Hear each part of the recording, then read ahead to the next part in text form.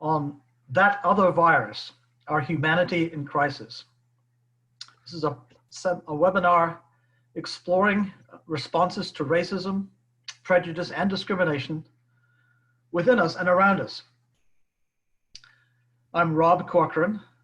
I'm in Austin, Texas. Before we get started, just a few technical details, which I think you'll see on the screen here. First of all, we are going to be recording this session. You'll be on mute by default. Right now, only the speaker and the facilitator will be audible until we get to the Q&A. Please turn off your video when you join the session. This is important. This allows us to keep focus on the panel during the session. So just switch off your video for now. This session is being recorded. We will share the link so others can watch it again. Also helpful if you can close all other browsers and tabs. This will help to maintain connection to this session. As you can imagine, at this time, we have some technical challenges also. We have people, some of our contributors are in different parts of the world and connections are not always easy. So the more we can help with that, the better. Also, you can ask questions at any time. The chat function, the chat box, you can post questions. And when we get to that time for asking questions, we'll be able to take a look at those. This webinar is organized by Initiatives of Change. For those of you who are not familiar with Initiatives of Change, it's a worldwide movement of people of all backgrounds, diverse cultures, who are committed to the transformation of society through changes in human motives and behavior, starting with their own lives. Building trust across the world's divides. Also, when you registered for this webinar, you were invited to contribute whatever you can for this event. We rely on donations for this work, and so every gift, even small ones, make a big difference. So you can go to our website, learn more about our work and how you can contribute. And in the chat room, you'll find a link to the website and how to donate. So thank you. So once again, welcome to those who have just joined us. My name is Rob Corcoran. I'm the training design consultant for IFC International, which is currently piloting trust building projects in Kenya, in France, and in Canada, with more to come online next year. Now, I think we can all agree that there's a massive breakdown of trust in many parts of the world. The COVID pandemic has exposed inequities as never before. Powerful movements led primarily by younger people are demanding change. Colonialism and slavery have left a legacy of racism, discrimination against people of color and other minorities, and a culture of police violence. And by the way, although I'm sitting here in Austin, Texas, an American citizen, I'm also British by birth. So I'm very well aware of the central role that Britain has played in this history. The presiding bishop of the Episcopal Church of the USA, Michael Curry, said recently that the real pandemic is spiritual in nature, and that we have a pandemic of selfishness that is actually more destructive than the virus. So how can each one of us make a difference?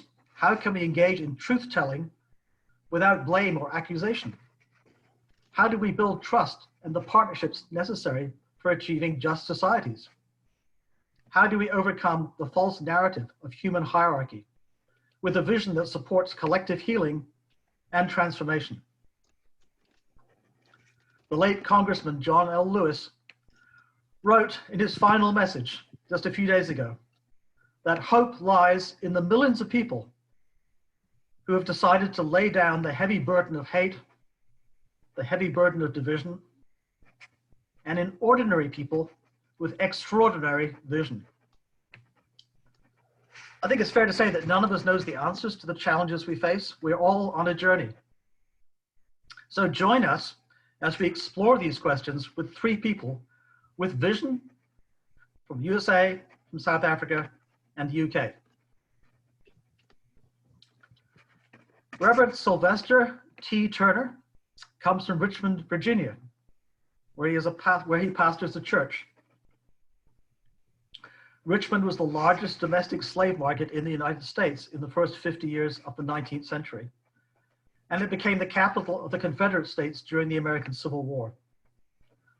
T is a founder of the Hope in the Cities movement that pioneered interracial dialogue in Richmond and the first public walk through its racial history. He serves on the city's Slave Trail Commission.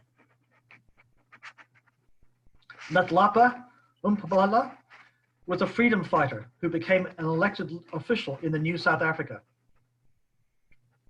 Some of his story is told in the film Beyond Forgiveness, and he's also the author of several books, including Child of This Soil, My Life as a Freedom Fighter, which is presently being developed into a film. And Miranda Shaw is a member of the Creators of Peace Circles network in the UK. She's active on issues of the environment, housing, and food access.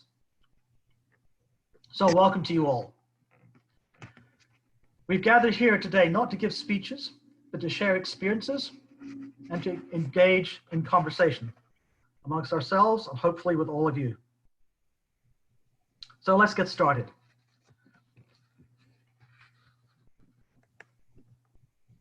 So T. Turner, you and I know each other from many years of work in Richmond, Virginia. You're recognized as a leading voice in the truth-telling and reconciliation movement. You came of age during the years of desegregation, and in recent decades, you've been part of an important movement to reconstruct the historical narrative in Richmond. You've been very consistent in your belief in the need to honor every person's story, to honor every person as an individual, and to honor their story. How do we do that when the story may be full of pain and wrongdoing? What has been the most important lesson for you personally as a practitioner in this work, not only in the US, but in other parts of the world, around this whole challenge of the historical narrative?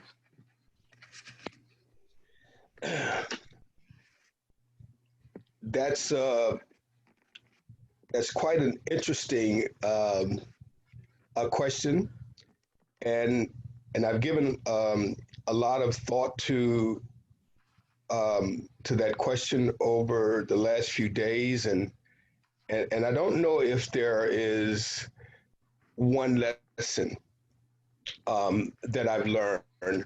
I do know, however, that I agree with Bishop Carey when he said that this work is grounded in spirituality.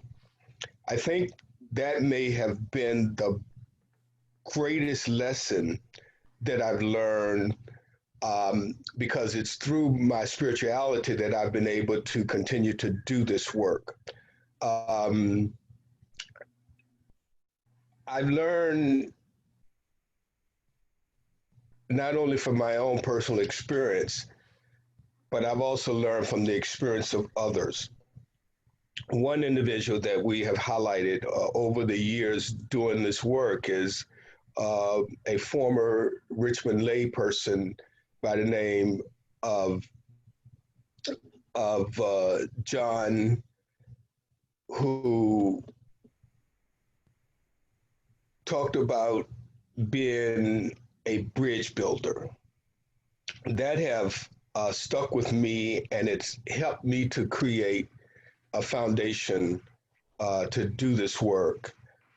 John often talked about bridges, and one of his quotes, and I always paraphrase it, but he said that you have to build a bridge strong enough to carry the truth to the other side, that you're trying to promote.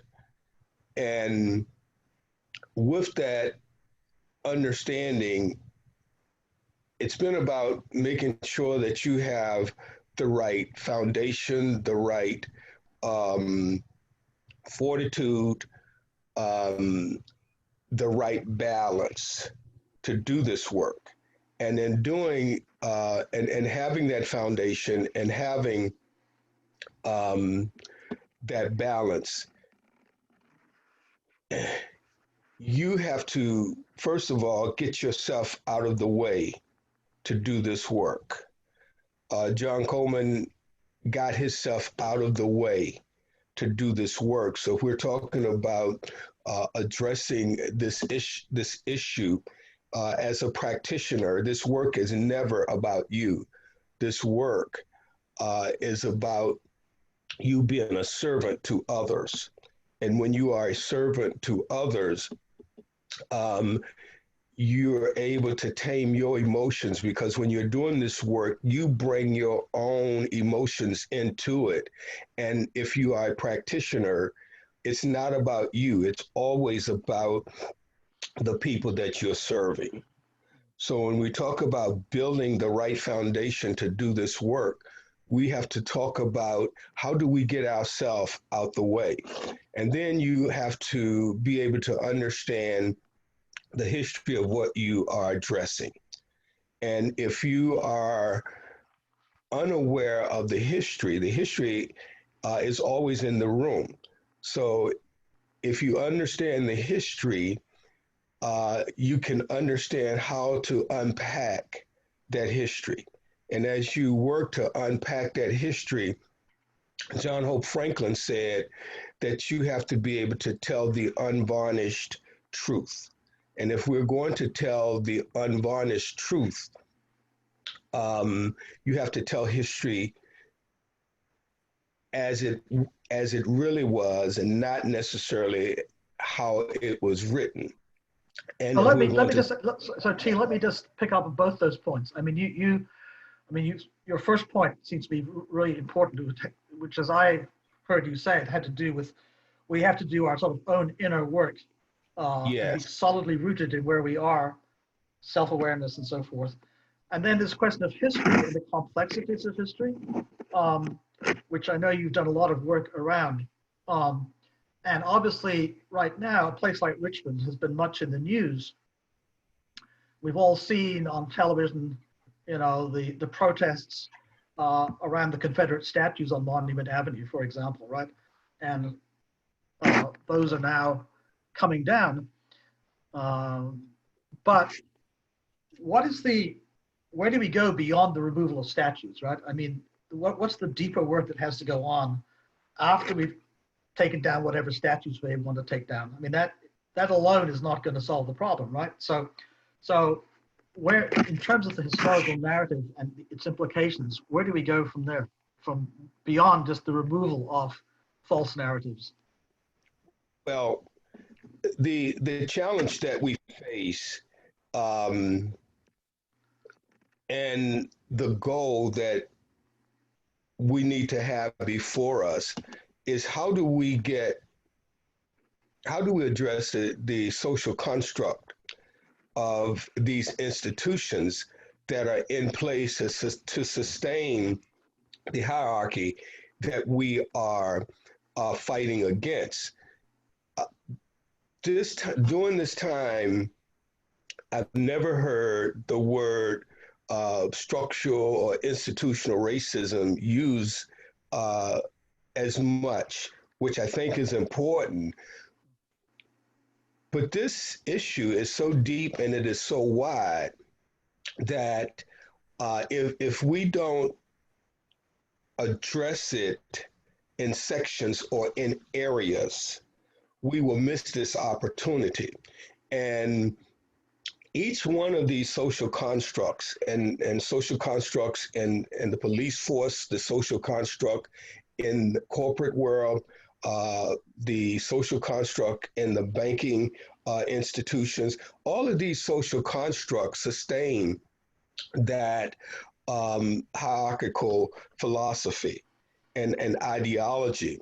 And we have to be focused in each one of those areas and not try to have a broad stroke or in addressing these issues because they are alike in many ways, but they are different in many ways.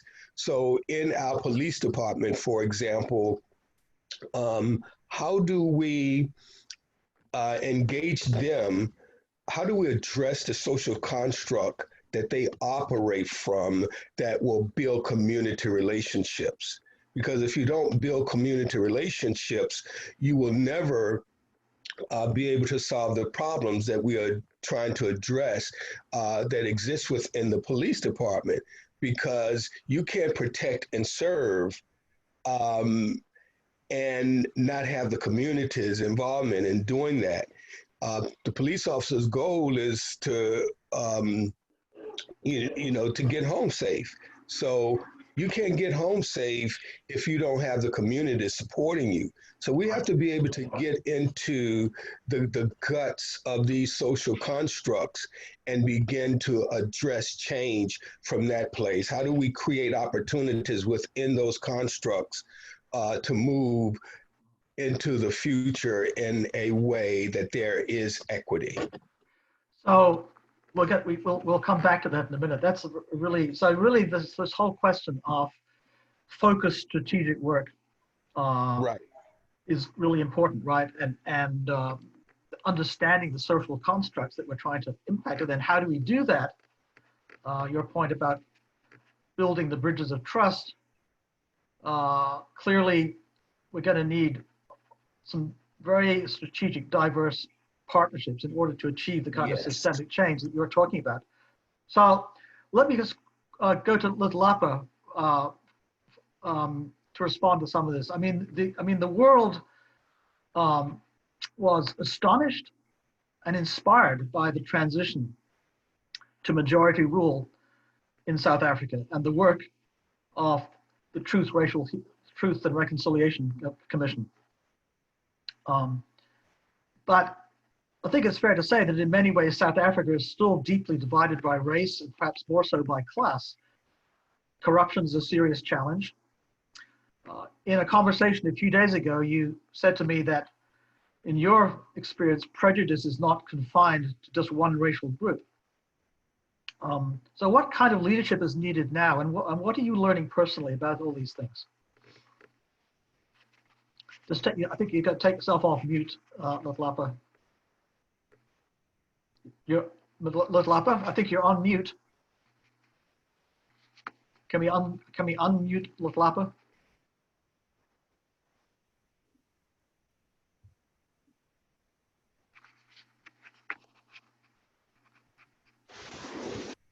Okay. Can you hear me now? Yes. Okay. Yes. Sorry, you were on mute. Did you hear my question?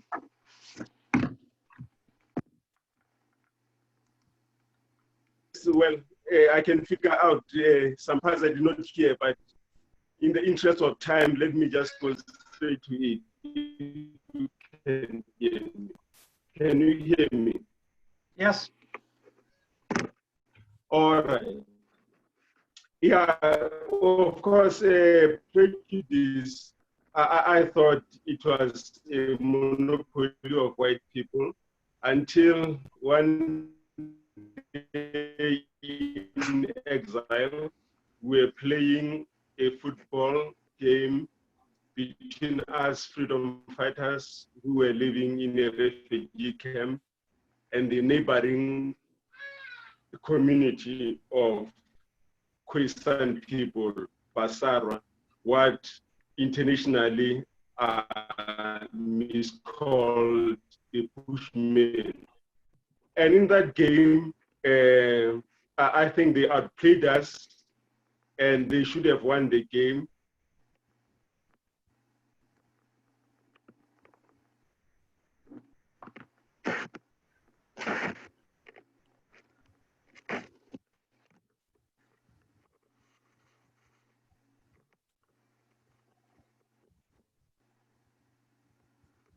Okay, I think we seem to have lost Lapa.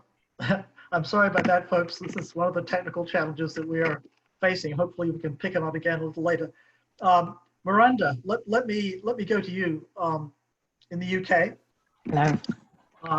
as I said at the beginning, a lot of the demand for change right now is coming from by your generation and by people who are even younger. You also represent a country which has played a large part in exporting racism to the rest of the world. And of course, you're doing this important work with the Creators of Peace Network, with people, with women of many backgrounds. How do you approach the question of truth-telling, justice, and healing? I mean, I know you're very engaged in issues around environment, housing, and food, all very important interconnected matters. And how does that connect with the Black Lives Matter movement that we're involved in right now? Yes, those are quite a lot of questions. Yeah, I was thinking about this quite a lot, and I am younger, but I'm also probably about double the age of quite a lot of the people leading at the moment. Lots of young people who are really leading these battles, and I take huge inspiration from people who are probably 16 and 17-year-olds doing this work. I think the ways that I've been thinking about it when we started talking about this is thinking about truth-telling for myself on a personal level, thinking about how I need to be in terms of unpicking my own oppressive behaviors as a white person in real time, and being careful and gentle with myself through that process, and looking at how I interact with the world around me. I was appreciating what you were saying, T, as well, about stories and narratives. And I've been thinking a lot about how we have to unpick the narratives that we've been taught. In England, the school curriculum, we don't get taught anything about colonialism, or if we do, it's in a positive light. And so over the last decade or so, educating myself about what the real stories look like. And I think that in terms of how I can shift, or how I can support these changes that we need, it's about looking at how I really rewrite my brain, rewrite the stories that I've been given and that I've been shaped by in a country that is very much home to colonialism. In doing that, how I kind of rebuild those synapses, rebuild in my brain to like try and create new change and new stories in the way that we can actually create new futures. So without having an understanding of the stories that we've been told to create this current world that we're living in, it's very difficult to see how we can create new stories that aren't based on those old stories. So that's what I'm very interested in at the moment. And then in terms of how that connects with the Black Lives Matter movement, or with racial justice issues,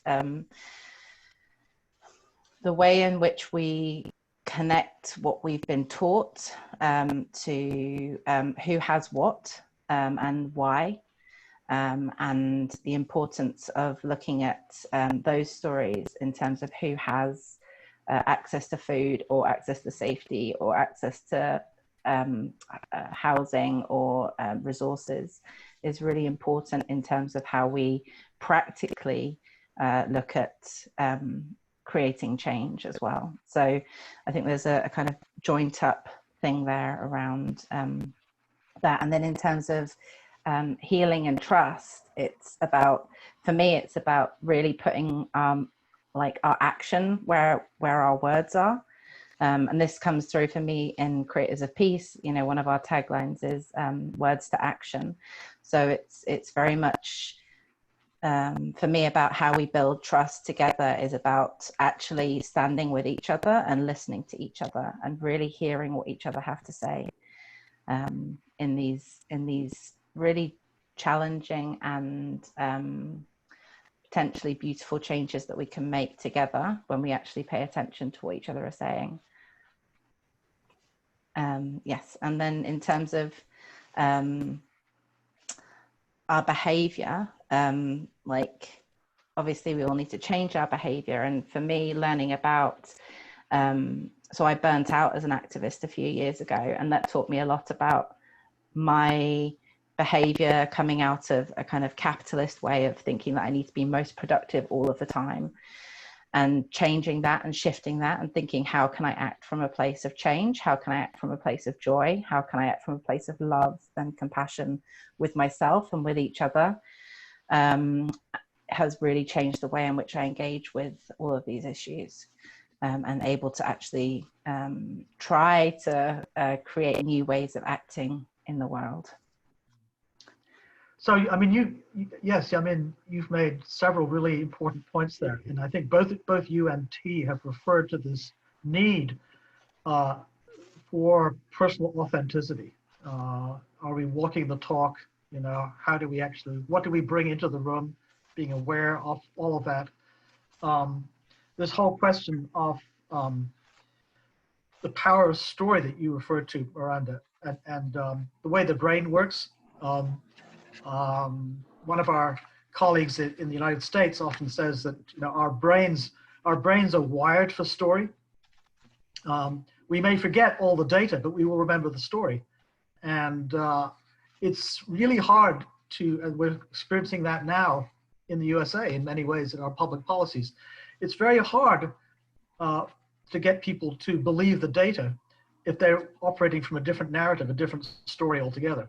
And so how do we frame these things in a way through story that people can actually relate to and can understand and can begin to build those bridges of trust. And I think later on it'd be interesting to talk more about this whole question as, you know, as community activists, how do we avoid burnout? I think that's something that all of us wrestle with. What are the tools for that in this kind of work?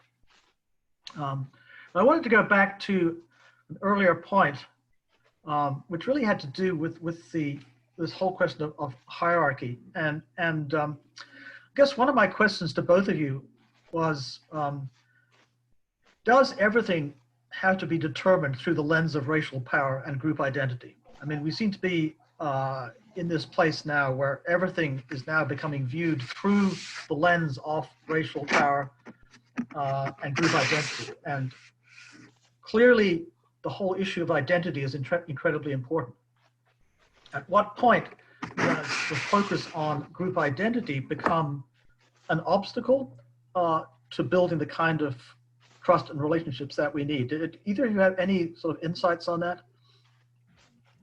I have some thoughts, but Miranda, do you want to go first? I do have some thoughts on that. Yes, I can. Yeah, so I was thinking a lot about the experiences of oppression within that story. So I've been learning over the last few years more about my experiences of oppression as a woman, which has led me to kind of really understand more about how how others cannot really understand each other's experiences of that specifically. And that's led me to really think about how can we be more kind to each other within that, and how can the knowing of that support our forgiveness of each other. How can we access empathy and really listen to each other's stories? This is something we do in the peace circles. We share stories, our own stories, and through that process, really listening and really hearing someone else's story, often completely busts open my prejudices, my assumptions about what those people are coming from, where those people's lives have taken them.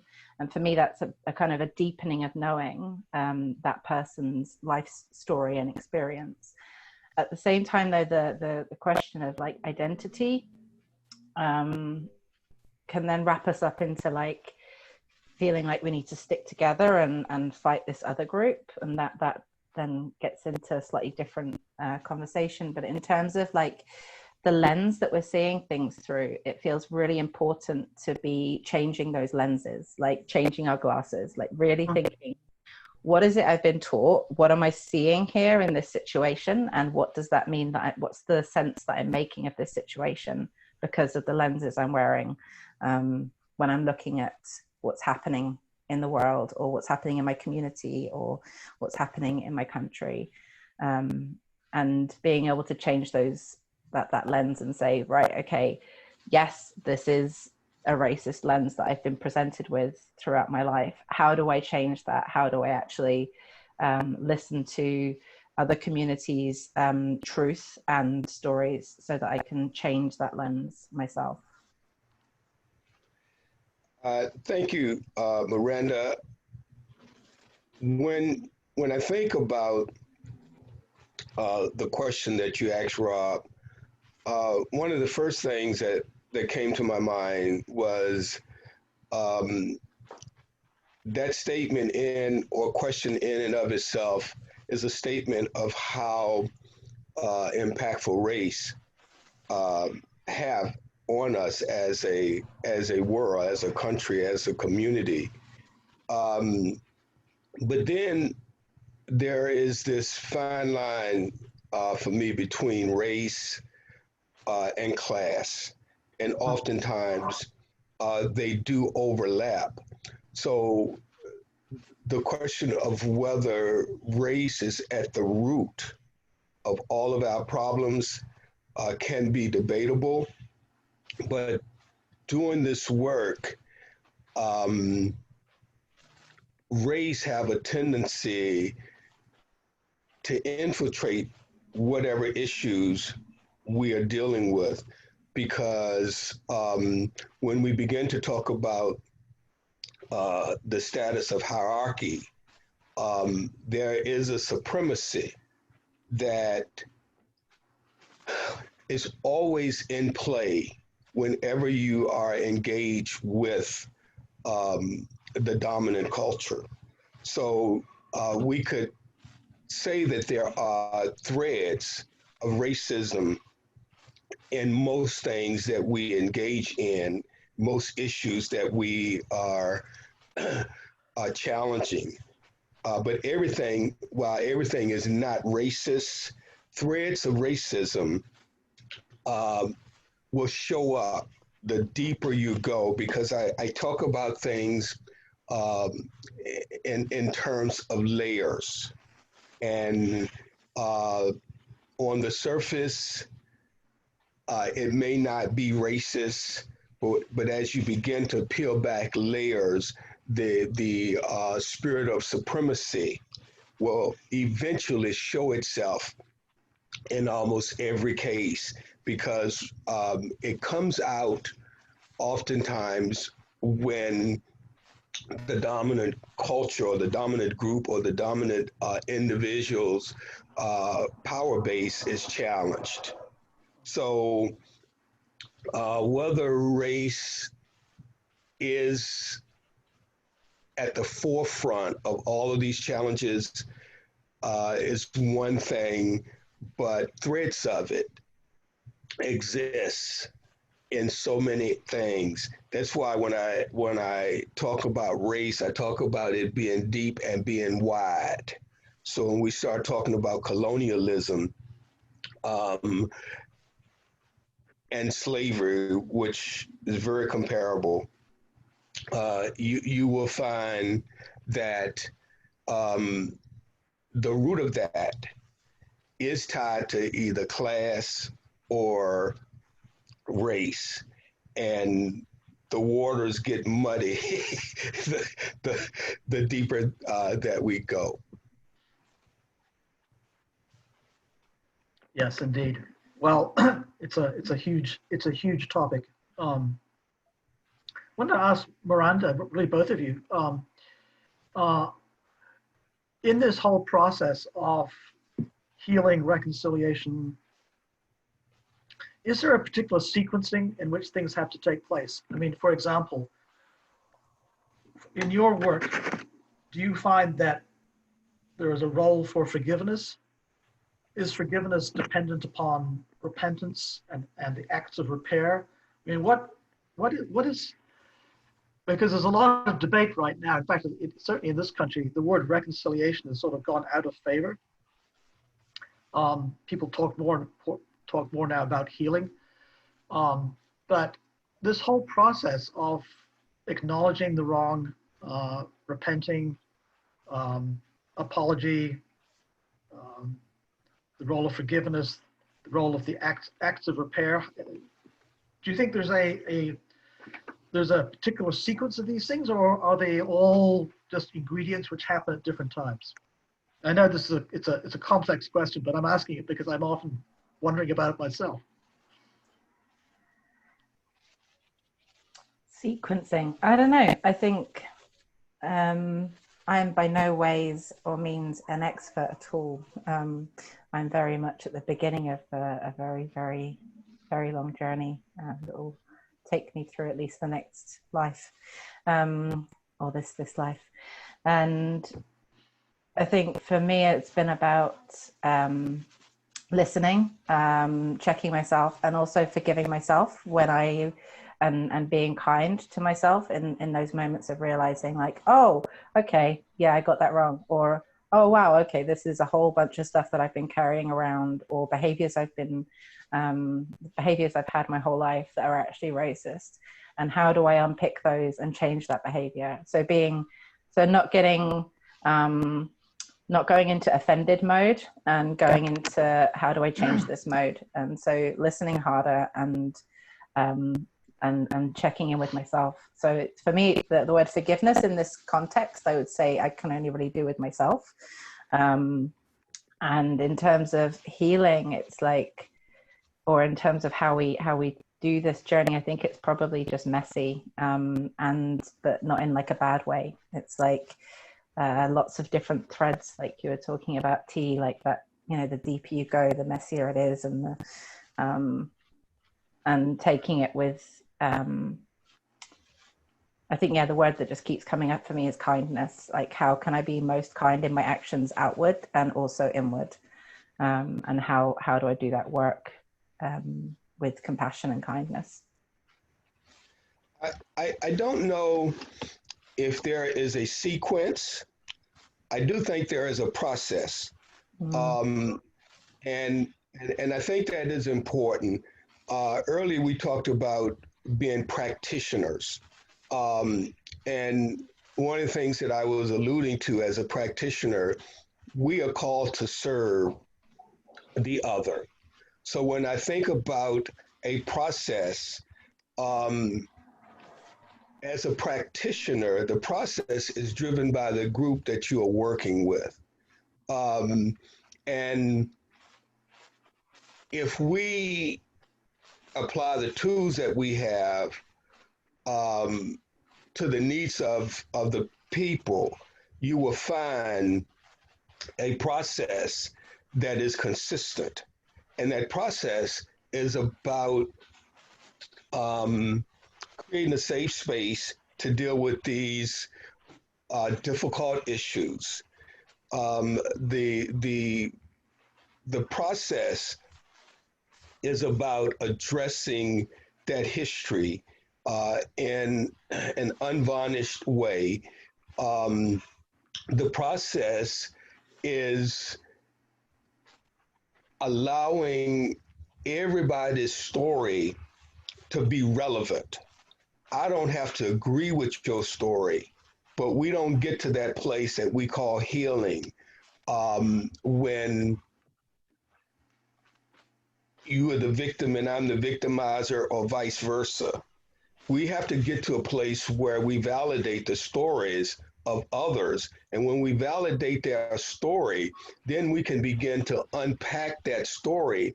And in unpacking that story, people discover truths. You know, too often we try to impose truths on others.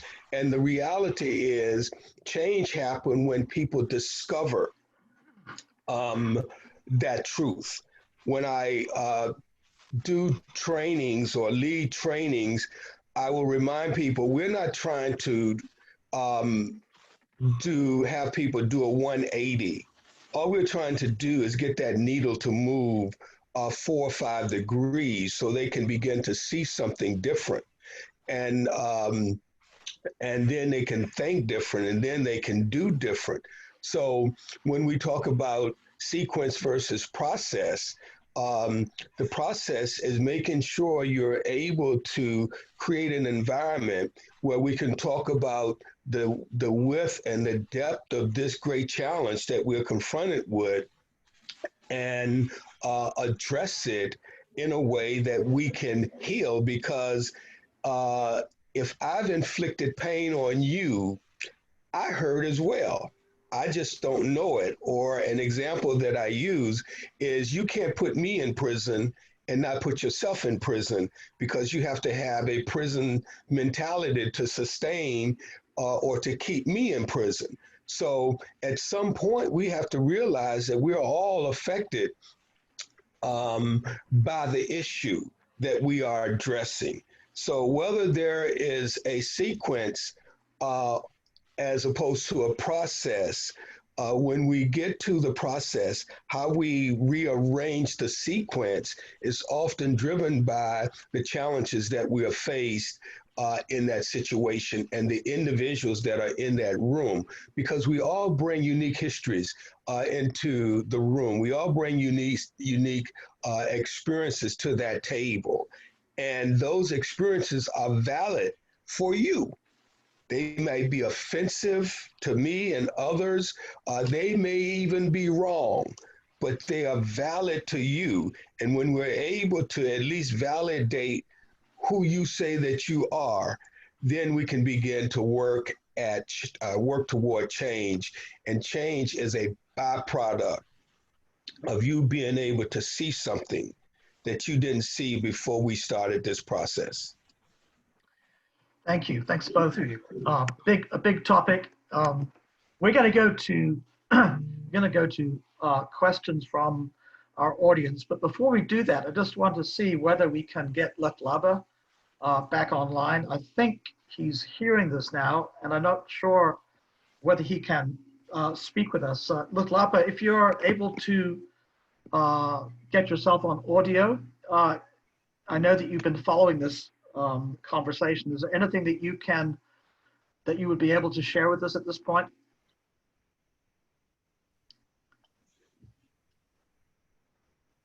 Just going to give him a second to see whether he can connect.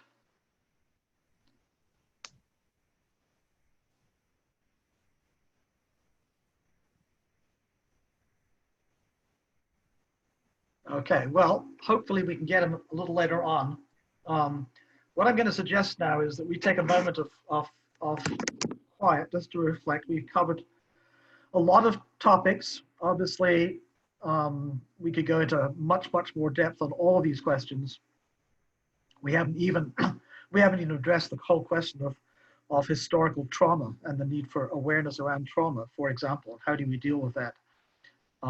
We haven't unpacked the whole history of how the theory of race started in the first place. There's a lot of writing about that. But I think for now, let's just take a moment of quiet, and you can be. Oh, there's Letlapa. Hi, Letlapa. Can you hear us?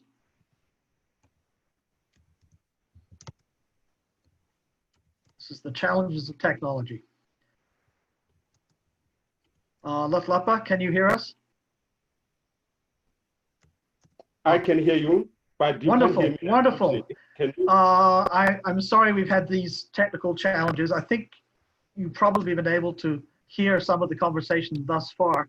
Is there anything that you would like to say before we go into this time of questions with the audience? Well, let's go to the question time from the audience. It's just that I had you in patches and I don't want to be irrelevant. Okay, well, I'm sure the audience are going to have questions directed to you, so that's good. So let's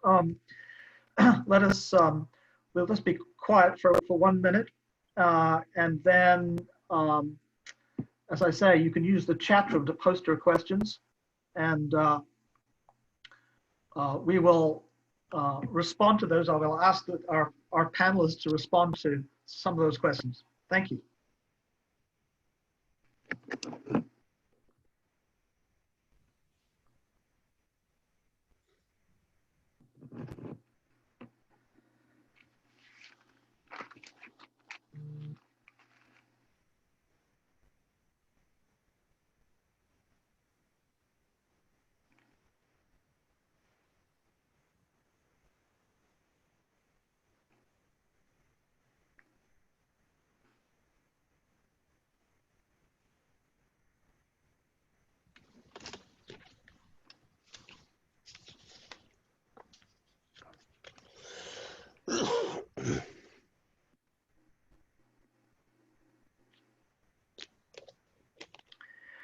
Okay.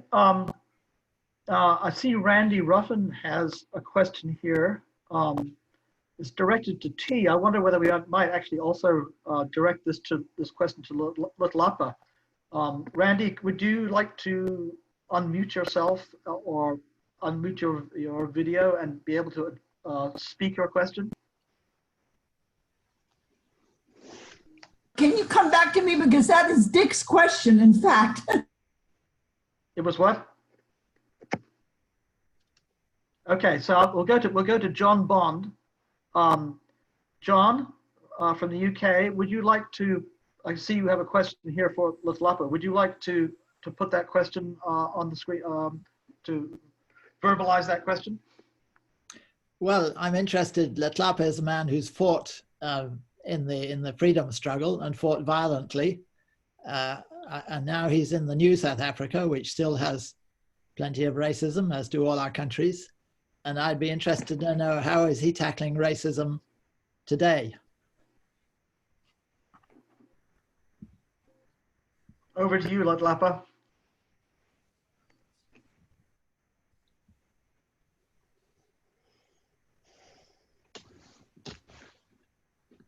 Lutlapa, did you hear that question?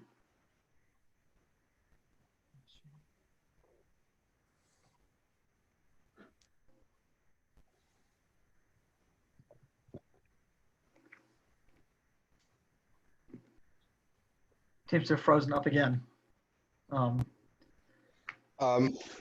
If I could, I can't speak for Lutlapa, but I think the answer would be somewhat similar, in that regardless to the changes that have been made in any country, racism is a battle that we all continue to fight daily. So I always talk about principles and methodology. The principles of this work doesn't change. The methodology change according to the times that we're in. So while we can talk about apartheid taking place in South Africa, and we can talk about the statues being removed in America, the reality is there is still a continual battle to address racism. So the methodology in addressing it is now driven by, okay, these statues are removed, apartheid have been abolished, but the racism, again, when I talk about it being a spiritual thing, there is a spirit of that drives racism. And we have to always address that spirit, because it's how it plays itself out shifts according to what is on the table at that time. So hopefully, again, I can't speak for Lutlapa. I see him back. I hope he have an answer, because I miss hearing my friend because of this bad connection. So I just wanted to share that, John, about racism not changing because some things have changed. Lutlapa, are you able to hear the question? Were you able to hear the question from John Bond? How do you challenge racism in the current South Africa? Well, first, we must admit that racism is there. And I think the whole thing started off with the advent of colonialism. Racism is about power. And of course, if you look at South Africa today, yes, as Africans, we do have power politically, but economically, where it all started, Africans are still lagging behind in terms of land dispossession and other economic injustices. But I think it is possible really to struggle and not to give up, and to find ways of resolving things that are actually hindering progress towards racial harmony. The acceptance that we all belong to one race, the human race, and we have to share whatever is there in material forms or otherwise. Yes, of course, you can delete racism from the statute books, but it doesn't mean that it evaporates on where it matters at the level of.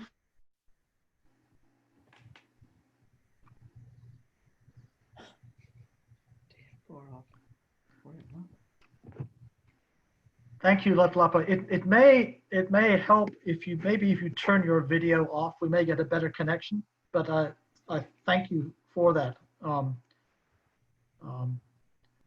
think what we're hearing is that it's a very race is a very pervasive thing that seems to permeate our society and our mentality.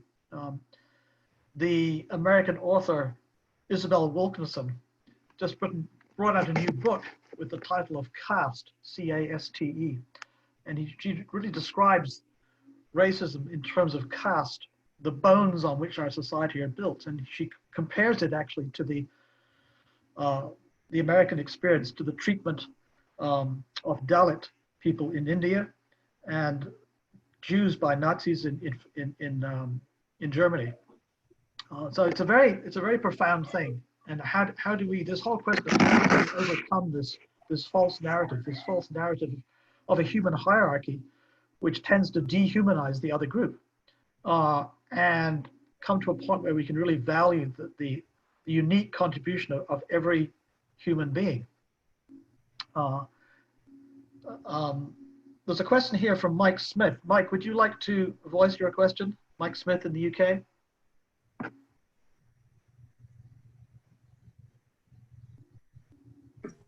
Hi, Rob. Hello. If I can just get myself up online. I'm grateful for all T's comments. I have a wonderful picture of T. Turner standing next to the reconciliation statue in the middle of Richmond. And I personally feel quite ambivalent about tearing down all the statues of our history. I know there's controversy around General Lee's statue in Monument Avenue and so on, but it's how the statues are labeled that it seems to me to be immensely important. What do we actually put on the statues? Here, you can say, well, here is a man who was deeply offensive to the African American population and to Yankees and so on, but he was a fact of our history. But I'm wondering how the positive images can be better promoted in the media. And if I could just add the comment that it came as something of a revelation to me following the Black Lives Matter movement, following the death in Minneapolis at the hands of a policeman, that we Brits are white supremacists. Historically, we have, it's not a phrase that we like to use about ourselves. We tend to think, okay, well, the Ku Klux Klan were white supremacists. But historically, we British have been white supremacists. And I think we just, throughout our colonial history, and I think we just need to keep acknowledging that and saying these things, and being very humble about it. In our village, our very comfortable white middle-class English village, we have a book club, and we have just read the book The Hate You Give, and it seems to me to books like that. I mean, you mentioned the book Caste, Rob. Some of these books really should be required reading. And I was very, very touched to read the book The Hate You Give and to see the movie of it. So I'm just wondering how the positive images can be better promoted. That's all. Miranda, as a fellow Brit, you want to respond to Mike on some of these points? Oh yeah, I think one of the things that I picked up on in that is about white supremacy, and I think it's really important that we acknowledge the history, but also acknowledge the now.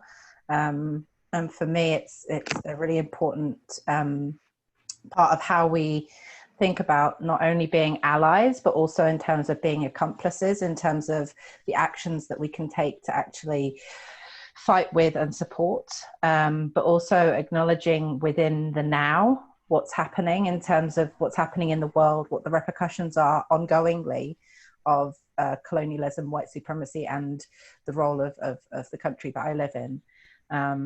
So, you know, for example, places like West Papua or Palestine that are still being massively impacted by the roles of this country in the shaping of those histories, which are not histories for the people living there now, and how we respond and what the correct amount of response should be in terms of our actions. So the word white supremacy for me is like, or the words white supremacy are important in terms of thinking, okay, what is it that's happening now that keeps that going? What is it that's happening now in my actions that isn't unpicking that or isn't undoing some of that now? Yeah, I think educating ourselves is so important. And that, I mean, there's so many wonderful books that have been generously written to support our collective education. I read a book by Akala last year called Natives, and it was definitely one of the most important books I've read in my life in terms of educating myself as a British person about what the experience is of other people in the country I live in. Thanks, Miranda. Latlapa, anything you'd like to say on this topic? I'm sure there's a lot you'd like to say. No, it is not easy really to contribute when some important inputs you don't hear. Yes. But of course, in short, I would just say racism is all about power, and white power gave birth to white racism, and white racism actually serves white power. And much as we do try in our personal lives, like myself, I told you that I'm still trying to cure myself of complexes. Sometimes I have inferiority complex, sometimes I have superiority complex. But at the same time, we should address the societal problems, the problems of empowering people, because if people don't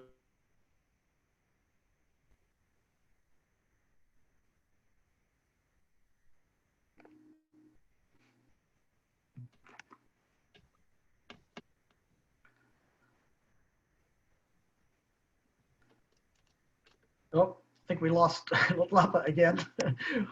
We'll come back to him.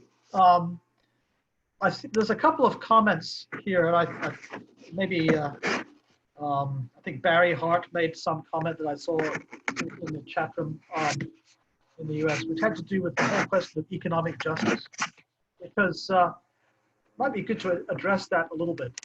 Barry, I don't know whether you want to frame that question, but it seems to me that ultimately the concept of race was imposed for economic reasons, right?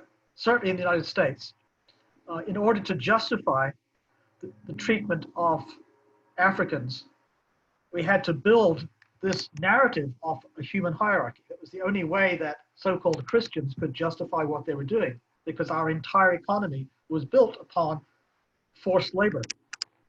So, and that continues to be the truth. I mean, in many ways, race is played out in issues of economic justice and injustice. So, Barry, anything you would like to, if you can hear this, I think it was you who made a comment about this. Feel free to jump in and ask that question however you'd like to. Can you hear me? Yep, it's great. It's good. Yeah. I think the idea is what I stated and what you followed up on.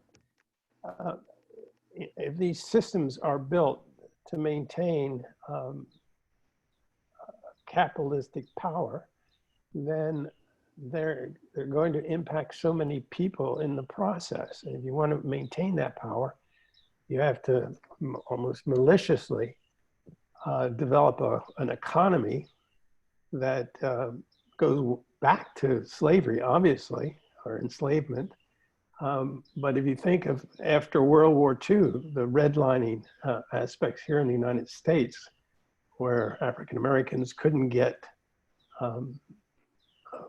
funds to buy houses and were kind of pushed out into the outskirts of cities or into sections of cities that were not as economically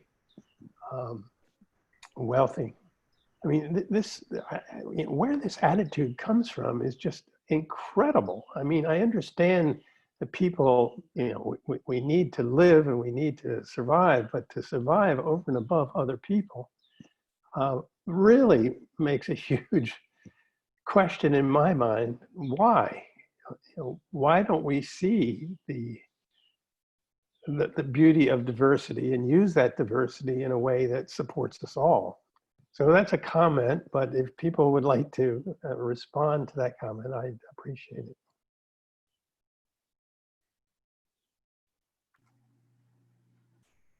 T, you're on mute, T. You need to unmute yourself.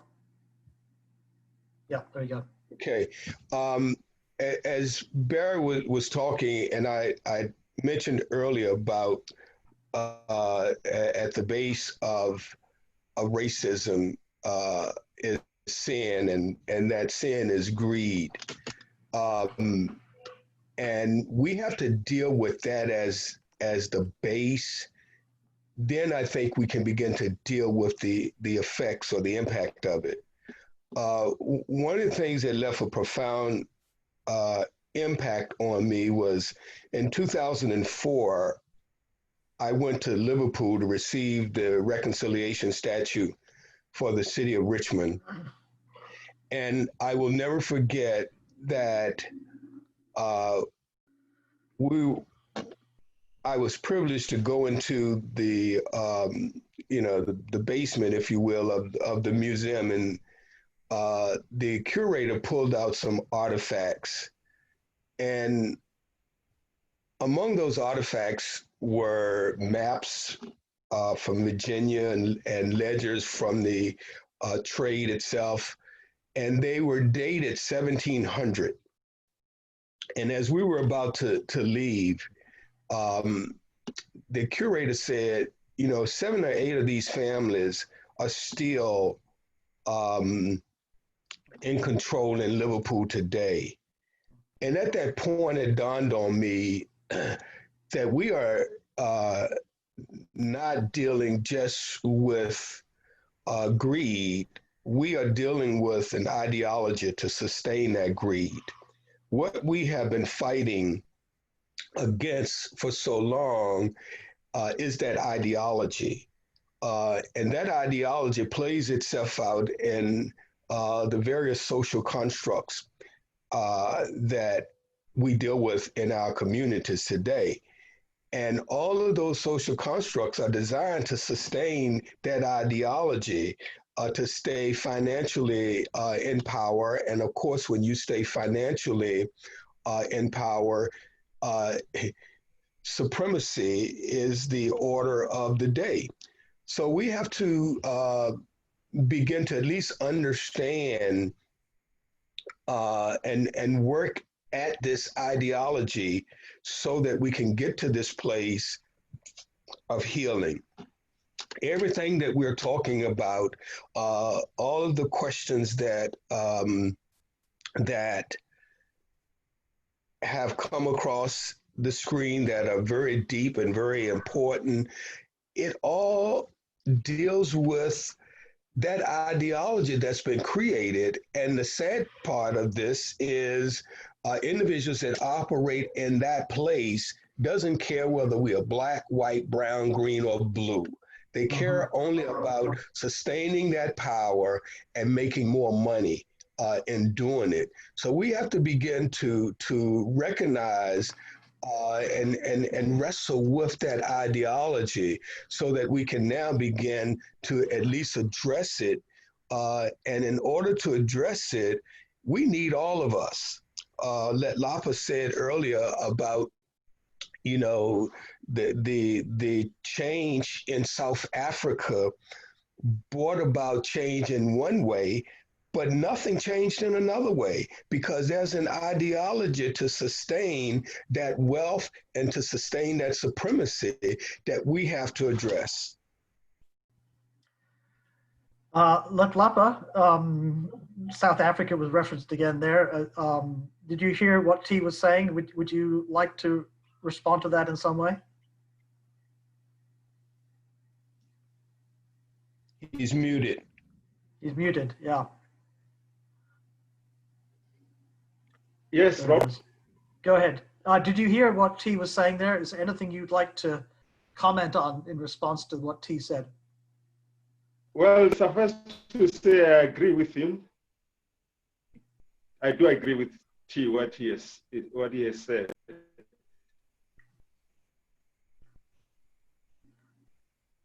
I think Howard. Can you hear me, Rob? Yes, I can. Yes. Now I lost you again.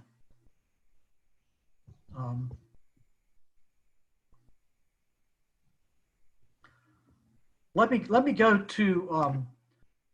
Not sure I'm pronouncing your name right. Is it Sega? Tsega? You've got a question about honest conversation. Would you like to ask that question? I think we're going to pose this one to Miranda. So if you'd like to repeat your question, so everybody can hear it. Thank you, and good morning. I'm here from North Carolina, not very far from your state, so that's good to hear this conversation happening here. But my concern has always been that they are only happening in these small forums, and so are they happening in tables where we are not invited as people of color? And so is it also about how are we raising our children? I think to the Reverend's statement that he made earlier is that, you know, it's not only systemic, but it's just, it has the history, and to break the history for me and for many parents that, or people that we have around us, it all depends on how are we raising our children. So is this a question that we have to really look at beyond this reconciliation, because reconciliation happens at a home. And it's not only given by pastors or churches or places of worship or moments like this where we are really coming, we seem to be all agreeing on so many things together in this room. But what's happening when we leave this room, and how are we communicating with our people that we're sitting as having Sunday dinner, when grandpa is talking differently, or grandma is saying something, or the auntie is not really as woke as she's supposed to be. Indeed. So Miranda, you'd like to take a shot at that one? Yeah, I mean, within Creators of Peace, one of the big thing for us is as women, like, what are the stories that we're sharing with our families? What are the short stories that we're sharing with our communities? And how can we be changing those narratives, or being aware of the stories that we're telling in terms of their racism, or in terms of their change, or in terms of like what it's actually bringing into our homes and into our communities. And I think for me, like, I've got my dad is a lot older, and I've had a lot of conversations with him about his language, and I think it is very interesting and important to have those conversations, which can be very uncomfortable and lead to big arguments, or and trying to find a way through those things in our own personal lives. And then in terms of like the different spaces where these conversations are happening, I think it's super important to acknowledge the conversations that have come out of things like the Black Lives Matter movement at the moment. There's now a conversation happening in the UK about, you know, rewriting the curriculum and like what that means and the importance of that. And there is a lot of energy coming in around that again. I mean, it's something that rattles around every kind of 5 to 10 years, but it's an important thing that's being re-highlighted, that we need to talk about education and what the stories are that are coming through to our children, to our families, but also on a national scale and on an international scale. And yeah, who's at the table and who's in those spaces is important to talk about. I work in a community cafe, and there are lots of different opinions in that space that I do not agree with. And it's like, for me, how do I hold a space where we can all hear each other without attacking each other, but also highlighting some of the unvarnished truths that T was saying, you know, that way of trying to highlight things in a different way so that we can actually get past some of those hurdles that we need to get past to find a different way. Yeah, thank you. And so let me put that question also to T, because this whole question of sort of who's at the table becomes incredibly important. I mean, we often ask ourselves with our work in this country, you know, what is the conversation that needs to take place that's not occurring, and who needs to be at the table in order for that conversation to have meaning? And then how do we go about inviting them in such a way that they feel that they're going to be welcome and not just attacked or talked down to? I mean, this is a big challenge, I think, for a lot of, you might say, so-called liberal activists who believe we have all the solutions, right? You make it impossible for some people to be at the table. But T, you've got a lot of experience in this. How would you respond to this question? I think that's it. Give us some examples. The first thing that I would say is we have to be willing to make sacrifices doing this work. One of the driving terms that we have used is to be the change that you want to see in the world. That is such a beautiful phrase, but it's also a great challenge. Being a person that have spent years fighting as a social activist and arriving at a place where that fight shifts, how I fight shifts, has been a challenge, because there were some things about that fight that I enjoyed. There was something about being in the face of the opposition that I enjoyed. But being in the face of the opposition, in one way, it haven't always been as profitable for me as dying to myself so that the work becomes the focal point of what we're doing. That's, you know, one of the first things that I think we have to understand in doing this work, that is that you really do have to die to you. You don't have to die to your principles. You don't have to die to your drive, but you do have to die to your methodology, because the individuals that you want at the table, and we may not like this, but it's a reality. Many individuals that we want at the table is hesitant to come to the table because it challenges their power. So if we don't create an inviting environment for them, we can be as frustrated and we can be as vocal as we want to be. But we have to create a table that everybody feels welcome. And if they're not welcomed, then even if they sit at the table, they will shut down. See, there's again, going back to process and you know, there's a process that you have to use to create a comfortable environment for people to be willing to sit at the table. I can say this from my experience of working with Rob in Richmond. Over the years, we were able to get individuals in the room and at the table that people never thought that we would be able to get at the table. Finding what's important to them is one way we get individuals at the table.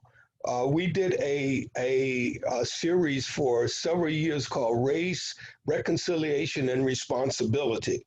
That 6-part dialogue, what attracted many individuals that we never thought would get to the table was the word responsibility, because they felt that the other wasn't as responsible. So they said, oh, I can talk about responsibility because I have my thinking around why we are this way.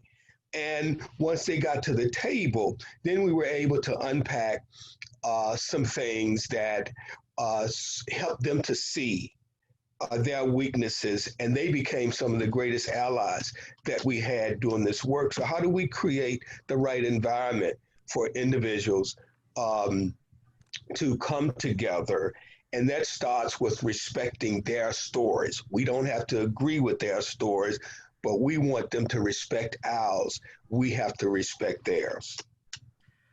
So we're coming to the end of this time. We're going to take one more question from Jean Brown in Australia. And actually, Jean was one of the people who first proposed this webinar. So I think we need to hear from you, Jean. Would you like to pose your question? Maybe we'll put this one to Miranda. Yeah, well, thank you, Rob. Well, I'd like to put it to you as well. This term, I think actually most of my question has been answered by most of you. When you talked about the ideology, T, that was helpful, the white supremacy. So this term white privilege, which is being bandied around much more, and I ashamed to confess that I had never really thought much about white privilege before. I'm a white person, as you can probably see. Very aware of our colonial history, very much, ashamed of a lot of what I have learned and known, but probably unaware a bit of the white privilege and the effects that that has on people who don't share that. And then aware that we listen a lot, the stories that are shared. I mean, I live in Australia now, and the stories of our Indigenous people, we listen to them. But there's something in our hearing which we block, and I'm sure it's that fear of all of what we might have to give up. But I'm interested to know what experiences you have of perhaps where that white privilege has been recognized and broken through people that you've worked with, the people you got into the room and you got to the table and you validated their stories. But how did you see change happening? Rob, for you to work in this area, with your British roots, I'm presuming you will have had to face this quite a bit yourself. I know you're in the chair, but if you're able to share anything personally, it would be quite helpful. So as we get more into the depths of this debate, we've heard many life stories, many experiences, but we're not really hearing the depth of where white privilege, systemic racism actually really affects people, and how do we bring change there? So what is the wake-up call? What is the aha moment? Yeah, I mean, I am gonna pass this question to Miranda. I mean, I would say just very, very briefly from my own experience, a lot of it has to do with life choices, right? I mean, in terms of privilege, choosing where we live, who our friends are, where we put our kids into school.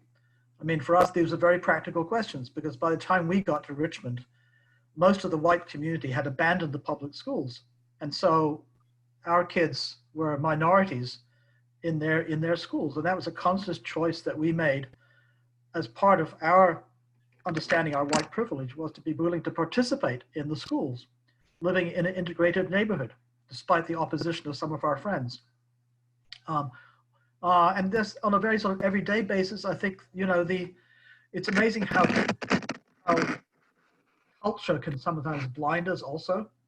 And certainly my everyday working with someone like T, helps me to understand my own biases, my own, because we have an honest conversation. He will tell me, if I've done something that is unhelpful, he's going to say so. I was working for a long time with an African American woman, a very powerful woman. We worked closely together. We were doing a team building exercise at one point, and she said to me, Rob, I sometimes feel that you withhold your true emotions as a means of maintaining control. Now, I'd never thought about that in terms of cultural bias, but of course it was true that as someone of British background, I don't always express my emotions very clearly, but it was perceived by a person of a different culture as a control mechanism, right?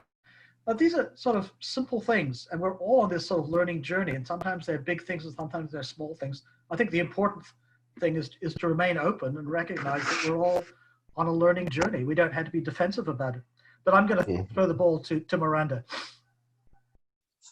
Thank you. Hi. Hi. All these weighty questions we're getting here. Thank you, Jean. Yeah, no, I think it's important to think about that question as well through the lens of I'm talking about lenses a lot, but Yes. the way in which my experience of the world as a white person means that I have like this extreme amount of privilege that has been created in terms of every layer of my experience as a person. And in terms of going into that and thinking about how that impacts or what it is, I don't think it's so much about what I have to lose or like that conversation. Like, I feel like it feels like the important thing is about how we lift each other up and how we collectively empower each other. And for me, I think the question I keep going back to is, I don't know, maybe the aha moment for me was came quite late in some ways. It's a slightly more complex thing to talk about, but I was brought up with a Black grandfather, and so I had assumed that I couldn't be racist most of my life. And I was challenged by a friend who isn't white, and she was just like, what about like, all of this structural oppression, structural racism? And I was like, oh, right, yes, okay, I am part of that. So that was my big aha moment about a decade ago. But it's I feel like centering not centering myself. Like as an organizer, as an activist, I have to keep remembering to not center myself. I'm very used to being listened to as a white person. I'm very used to having people pay attention to what I say. And like, I have to keep remembering to keep deferring, right? So I'd love to hear what T has to say about this as well. I found that question to be quite interesting, and I'm putting my black man hat on right now as I talk. What was her name? Maggie, Peggy. Can't think of her name right now. She's done work with us in the past, and she talked about this invisible backpack. Oh, Peggy McIntosh. Peggy McIntosh. And whites walk around with this invisible backpack. And, the sad truth is white privilege is something that you operate in every day. Even when you work toward making society a better place, you walk around with it and you use it unintentionally. But the reality is, as a white person, you will always have privileges that I will not have.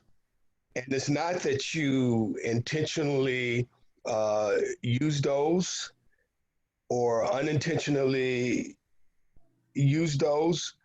It just is. Because when I talk about the depth and the width of racism, that becomes a part of your package.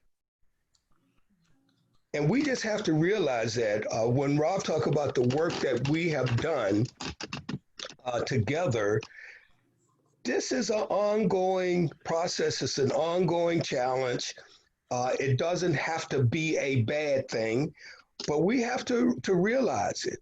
So, Gene, you and I can be co-laborers in this work, and we can walk down the street, and I will be viewed totally different than you, and we can be on an equal playing ground. That's white privilege. So we have to understand that that's a part of the package that comes with you as a white person. Now, the question of how conscious do we become of it without being awkward, the consciousness that we have of it when we make decisions, the consciousness that we have of it when we all sit at a table together trying to do this work, that is important, but you're going to always have it. And it's something that's it's something that you're going to travel with throughout your life. And that is not something that you need to be ashamed of. It's just a reality. The depth and the width of racism is what it is. And we are not going to fix it in our lifetime. But it doesn't mean that things doesn't get better along the way. So that's, I think, a good note to end on, that this is long-term work. It's not going to get fixed in a day.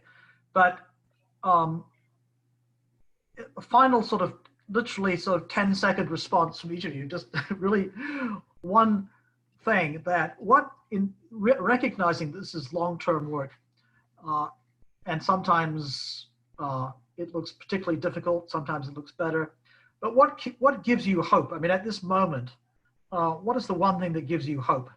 Just a quick response on that. Miranda?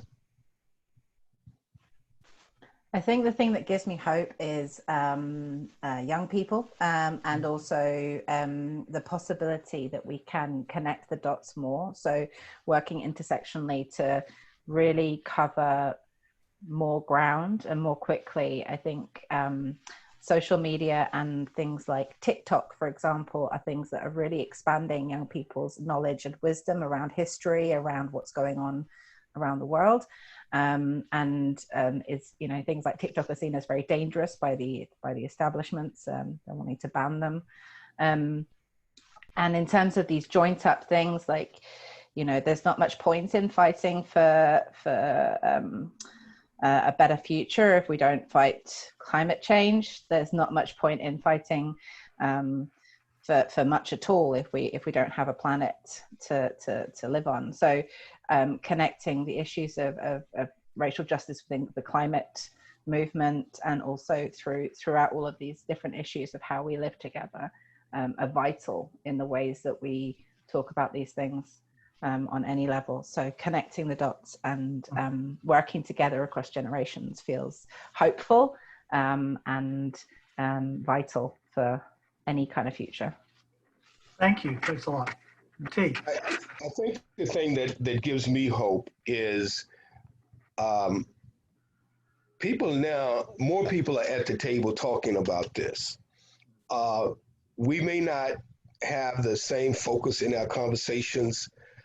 Some may think individuals are off base over here or over there. But I think when you're at the table and you go through the process of change, then you get to a place where we find that common ground to move this process forward. And that gives me hope, is that we are all trying to find that common ground. And I should say enough of us are trying to find that common ground. I agree with Miranda. I'm inspired by the young people that are taking on this fight.